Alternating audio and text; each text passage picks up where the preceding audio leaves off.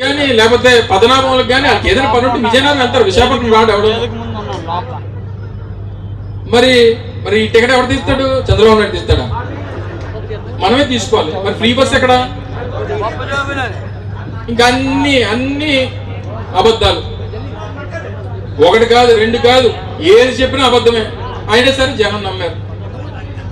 అందుకే అనేక సందర్భాల్లో కూడా మొన్న కూడా సమావేశాలు అయినప్పుడు చెప్పా, జగన్ ఏం చేశాడంటే, సహజంగా మనకి పూర్వం సామెత ఉంటుంది, అడగకుండా అమ్మాయిని అన్నం పెట్టదని.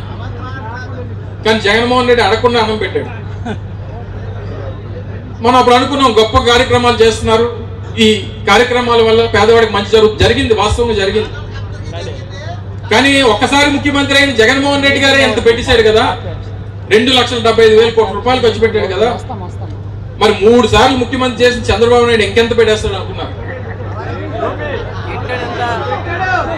పెట్టేసుకున్నా అలాగనుకున్నారు. తీరా ఫలితం 14 నెలలుగా చూస్తూ ఉన్నారు. చివరికి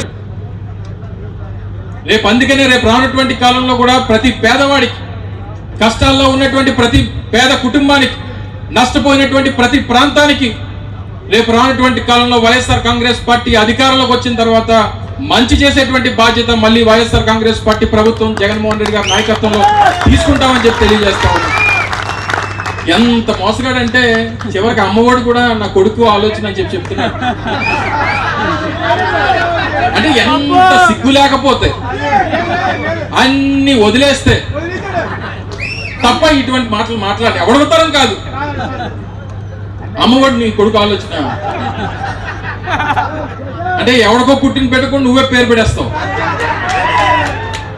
ఇది నీకు తరతరాల నుంచి వచ్చినటువంటి ఆనవాయితీ. ఎప్పుడన్నా నీ జీవితంలో ఈ సంవత్సరంతో కలిపి 15 సంవత్సరాలు ముఖ్యమంత్రిగా చేస్తావు, నీ పేరు చెప్తే గుర్తొచ్చే ఒక పథకం చెప్పు.